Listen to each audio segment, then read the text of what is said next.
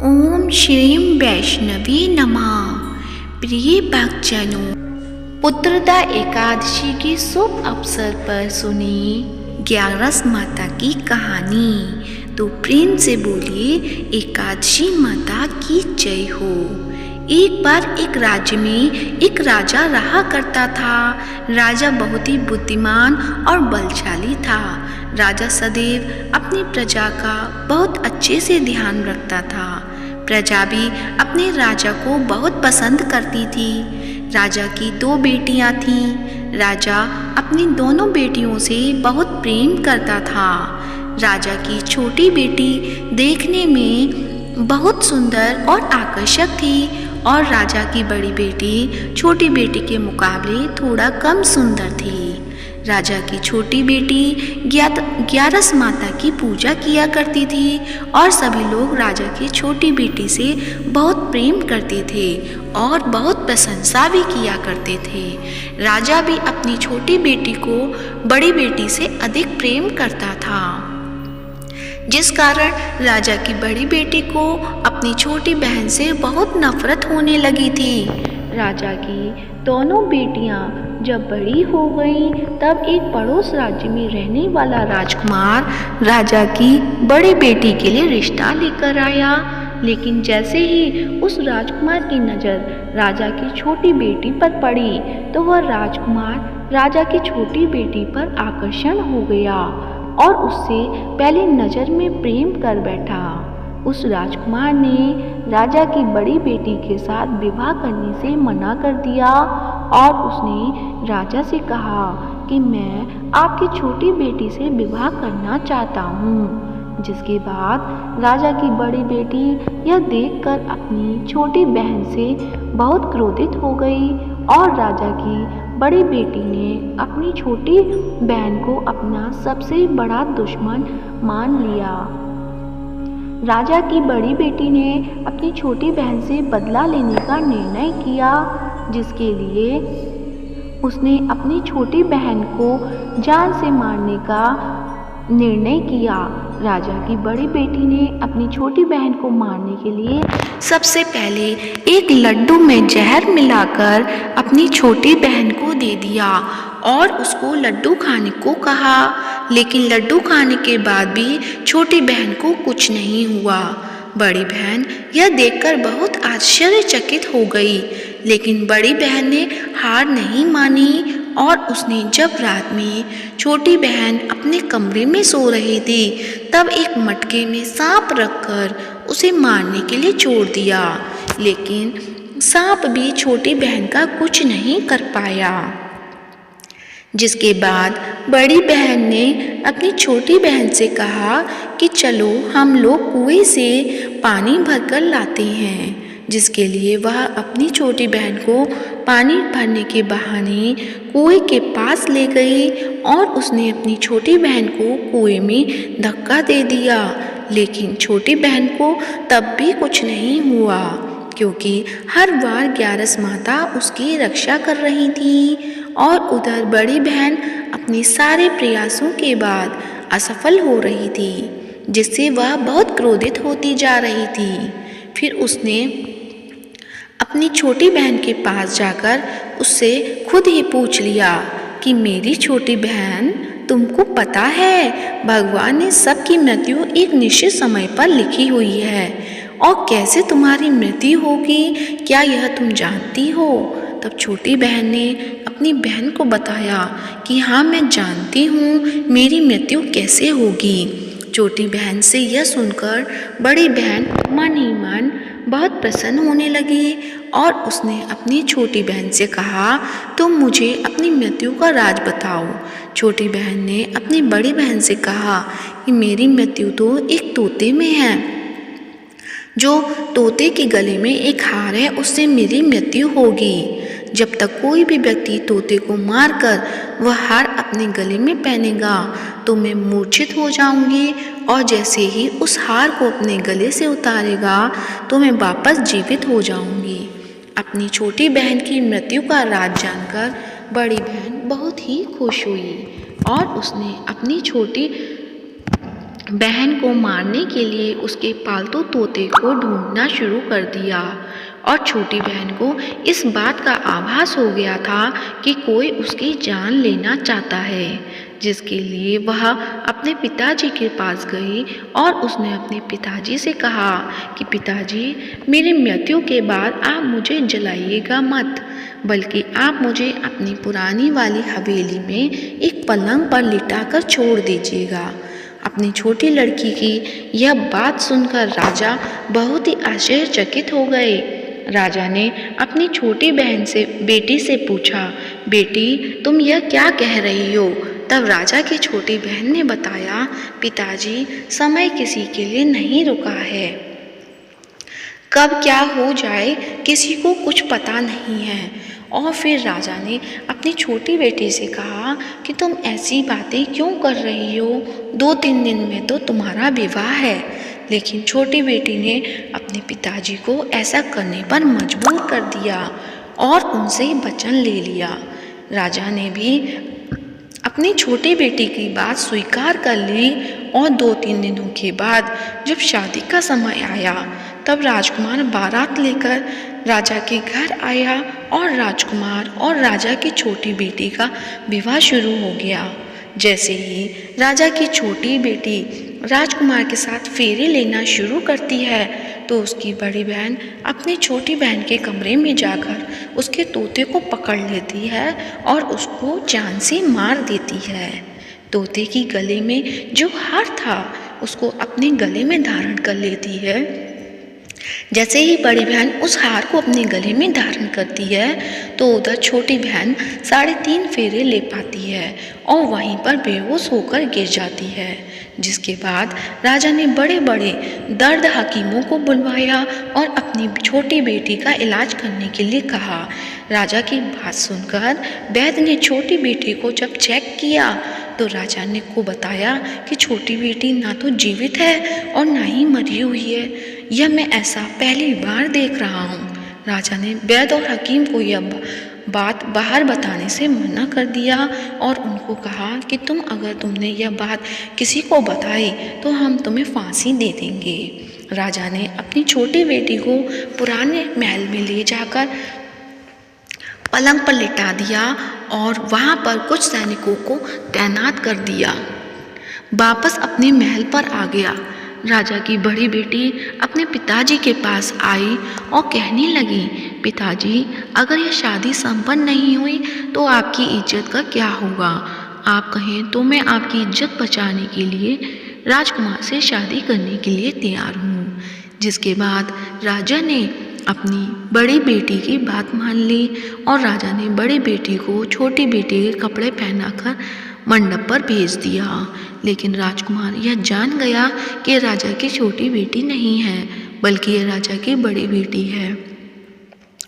लेकिन जब राजकुमार ने शादी करने से मना किया तो सभी लोगों ने राजकुमार को विवश करके राजा की बड़ी बेटी से बचे हुए फेरों को संपन्न करा दिया और विवाह करवा दिया। जिसके बाद राजकुमार राजा की बड़ी बेटी को अपने महल ले गया। राजकुमार राजा की बड़ी बेटी से ना तो बात करता था, ना ही उसको पसंद करता था, ना ही उसके आसपास भटकता था और राजकुमार ने यह फैसला कर लिया कि वह अपनी प्रेमिका को ढूंढ कर रहेगा और ये जानकर रहेगा कि उसके साथ क्या हुआ। एक दिन राजकुमार अपने घोड़े पर सवार होकर राजा के पुराने महल के पास पहुंच गया, जहां पर उसने कुछ सैनिकों को देखा। महल के पास जाकर पहुंचकर राजकुमार जब महल को ध्यान से देखा तो वह समझ गया कि यह तो हमारे ससुर जी का महल है। तब राजकुमार ने सैनिकों से पूछा कि तुम लोग यहाँ क्या कर रहे हो? इस महल के अंदर उस पलंग पर कौन लेटा है? जिसके बाद सैनिकों ने बताया कि यहाँ पर राजा की छोटी बेटी लेटी है। यह सुनकर राजकुमार बहुत प्रसन्न हो गया और वह तुरंत अपनी प्रेमिका के पास पहुंच गया और उसकी सेवा करने लगा। जैसे ही रात हुई तो राजा की छोटी बेटी उठकर खड़ी हो गई। राजकुमार यह देखकर बहुत खुश हो गया और उसने अपनी प्रेमिका से पूछा कि तुम यहाँ क्या कर रही हो? तुम मेरे साथ मेरे घर चलो। राजा की छोटी बेटी ने राजकुमार को सारी बातें बता दी कि मेरी जान एक तोते में बसी थी और मैंने यह बात सिर्फ अपनी बड़ी बहन को बताई थी और मुझे पता है कि उसने ही मुझे मारने का प्रयास किया है। उसके पास एक हार है जिसको वह सुबह पहन लेती है और रात को उतार देती है। जब तक वह हार को पहनकर रहती है तब तक मैं मूर्छित रहती हूँ, और जैसे ही वह हार को उतार देती है तो मैं जीवित हो जाती हूँ। और जब तक मेरी बड़ी बहन के पास वह हार है तब तक मैं ऐसे ही जीवित और मूर्छित होती रहूँगी। अगर मेरी बहन के पास जो हार वह मेरे हाथ में लग जाए तो मैं हमेशा के लिए जीवित हो जाऊँगी। राजकुमार की ये बात सुनकर राजा की छोटी बेटी के पास रहने का निर्णय ले लिया, और उसने अपने बचे हुए सारे फेरे उस पलंग की लेटी राजकुमारी की छोटी बेटी के साथ ले लिए और अपना विवाह पूर्ण कर लिया और वहीं पर ही रहने लगा। देखते ही देखते कुछ समय में राजा की छोटी बेटी और राजकुमार की पत्नी पेट से हो गई। एक दिन राजकुमार को किसी काम से बाहर जाना पड़ा। तब छोटी बहन के पेट में बहुत तेज़ दर्द होने लगा, जिसके बाद ग्यारस माता का आह्वान किया। जिसके बाद वहाँ पर ग्यारस माता प्रकट हुई और उन्होंने अपने भक्त के दर्द को दूर किया और एक पुत्र की प्राप्ति करवाई। और वहीं पर अचानक से राजकुमार भी आ गया। राजकुमार ने ग्यारस माता को देखा तो वह आश्चर्यचकित हो गया और उसने तुरंत माता को प्रणाम किया। और ग्यारस माता ने राजकुमार से कहा कि जब तुम्हारा तो 5 वर्ष का बालक हो जाए तो तुम अपनी पत्नी का हार आकर इसके गले में डाल देना। और देखते ही देखते राजकुमार और राजा की छोटी बेटी का पुत्र 5 वर्ष का हो जाता है। तो राजकुमार अपने बेटे से कहता है कि बेटा, मैं कुछ काम से बाहर जा रहा हूँ, तुम अपनी माता का ध्यान रखना। और वहाँ से चला जाता है। राजा को बाहर निकलता देख बड़ी बहन के सैनिक देख लेते हैं और बड़ी बहन को जाकर सारी बातें बता देते हैं। जिसके बाद बड़ी बहन अपनी छोटी बहन के पुत्र को वहाँ से उठवा लेती है और उसको मरवा देती है। छोटी बेटी के पुत्र के 2 टुकड़े करवा देती है। पहला टुकड़ा चक्की के पास छिपा देती है और दूसरा टुकड़ा अपनी पलंग के नीचे रख लेती है। अब ग्यारस माता भिखारी का रूप लेकर आती हैं। एक भिखारी का रूप रखकर बड़ी बहन के पास चली आती हैं। जिसके बाद वहाँ पर भिक्षा मांगने लगती हैं। बड़ी बहन अपने नौकर से कहती है कि जाकर भिक्षा दे दो, लेकिन जैसे ही नौकर ग्यारस माता को भिक्षा देने के लिए आते हैं तो माता उन्हें मना कर देती हैं और कहती हैं तुम्हारी महारानी से ही भिक्षा लूँगी। इसके बाद बड़ी बहन स्वयं ही भिक्षा देने के लिए माता के पास आती है। तब माता एक बिल्ली का रूप लेकर उसके कमरे में चली जाती हैं और वहाँ पर छोटी बेटी के पुत्र के 2 टुकड़ों को आपस में जोड़ देती हैं और उसे जीवित कर देती हैं और फिर वहाँ से चली जाती हैं। राजकुमार अपने बेटे को लेकर अपनी पत्नी के पास जाता है और उसे कहता है कि तुम इसका ध्यान रखना। अगर तुम इस बच्चे का अच्छे से ध्यान रखोगी तो मैं तुमसे बात करूँगा। एक दिन राजकुमार अपने बच्चे से कहता है कि तुम अपनी मम्मी से उसके गले का हार मांग लो। जिसके बाद राजकुमार का लड़का अपनी मम्मी के पास जाता है और कहता है मम्मी, मुझे तुम्हारा हार चाहिए जो तुमने गले में पहन रखा है। ये सुनकर पहले तो बड़ी बहन बहुत क्रोधित होती है, पर उसको याद आता है कि राजकुमार ने कहा था कि अगर मैं इस बच्चे का ध्यान अच्छे से रखूँगी तो वह मुझसे बात करेंगे। जिसके कारण वह हार को उस बच्चे को दे देती है और वह तुरंत हार को ले जाकर अपने पिताजी को दे देता है। तभी राजकुमार अपनी बेटी को लेकर वहाँ से जाने लगता है और अपनी पत्नी से कहता है कि तुम हमारे लिए खाना बनाकर रखना, मैं शाम को आकर तुम्हारे साथ खाऊंगा। और वह अपने बेटे को लेकर वहाँ से चला जाता है। जिसके बाद वह राजा के पास जाता है और उनको सारी बातें बता देता है। राजा अपनी बड़ी बेटी की यह करतूत सुनकर बहुत क्रोधित होते हैं और अपनी परवरिश पर ही दोष देने लगते हैं और राजकुमार को अपनी छोटी बेटी के साथ रहने के लिए आदेश देते हैं। तो ये थी ग्यारस माता की कहानी। प्रेम से बोलिए एकादशी माता की जय हो। अब सुनते हैं एकादशी माता की आरती। ओम जय एकादशी माता, मैया जय एकादशी माता। विष्णु पूजा व्रत को धारण कर शक्ति मुक्ति पाता। ओम जय एकादशी माता, तेरे नाम गिनाऊं देवी भक्ति प्रदान करनी। गण गौरव की देनी माता शास्त्रों में भरनी। ओम जय एकादशी माता मार्गशीर्ष के कृष्ण पक्ष की उत्पन्ना विश्वतारिणी जन्मी। शुक्ल पक्ष में हुई मोक्षदा मुक्ति दाता बन गई। ओम जय एकादशी माता पौष के कृष्ण पक्ष की सफला नामक है। शुक्ल पक्ष में होए पुत्रदा आनंद अधिक रहे। ओम जय एकादशी माता नाम षटतिला माघ मास में कृष्ण पक्ष आवे। शुक्ल पक्ष में जया कहावे विजय सदा पावे। ओम जय एकादशी माता विजया फागुन कृष्ण पक्ष में शुक्ला आमल की। पाप मोचनी कृष्ण पक्ष में चैत्र महाबल की। ओम जय एकादशी माता चैत्र शुक्ल में नाम कामदा धन देने वाली। नाम बरूधनी कृष्ण पक्ष में बैसाख महाबाली। ओम जय एकादशी माता शुक्ल पक्ष में होए मोहिनी अपरा ज्येष्ठ कृष्ण पक्षी। नाम निर्जला सब सुख करनी शुक्ल पक्ष रखी। ओम जय एकादशी माता योगिनी नाम आषाढ़ में जानो कृष्ण पक्ष करनी। देवशयनी नाम कहायो शुक्ल पक्ष धरनी। ओम जय एकादशी माता कामिका श्रावण मास में आवे कृष्ण पक्ष कहिए। श्रावण शुक्ला होए पवित्रा आनंद से रहिए। ओम जय एकादशी माता अजा भाद्रपद कृष्ण पक्ष की परिवर्तनी शुक्ला। इंद्रा अश्विन कृष्ण पक्ष में व्रत से भवसागर निकला।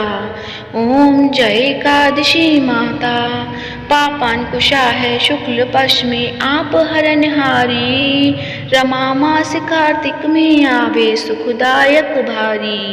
ओम जय एकादशी माता देवठानी शुक्ल पक्ष की दुखनाशक मैया। पावन मास में करूं विनती पार करो नैया।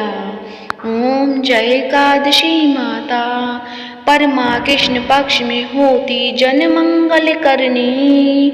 शुक्ल पक्ष में होए पद्मिनी दुख दारिद्र हरणी। ओम जय एकादशी माता जो कोई आरती एकादशी की भक्त सहित गावे। जन गुरुदिता स्वर्ग का बासा निश्चय वह पावे। ओम जय एकादशी माता। तो प्रेम से बोलिए एकादशी माता की जय हो। लक्ष्मीपति नारायण भगवान के अनंत स्वरूपों की जय हो। प्रिय भक्तजनों यदि आज की वीडियो अच्छी लगी है तो वीडियो को लाइक करें, शेयर करें और कमेंट बॉक्स में एकादशी माता की जय हो या विष्णु भगवान के अनंत स्वरूपों की जय अवश्य लिखें और साथ ही मायरा बॉयज चैनल को सब्सक्राइब करें। धन्यवाद। जय श्री राधे।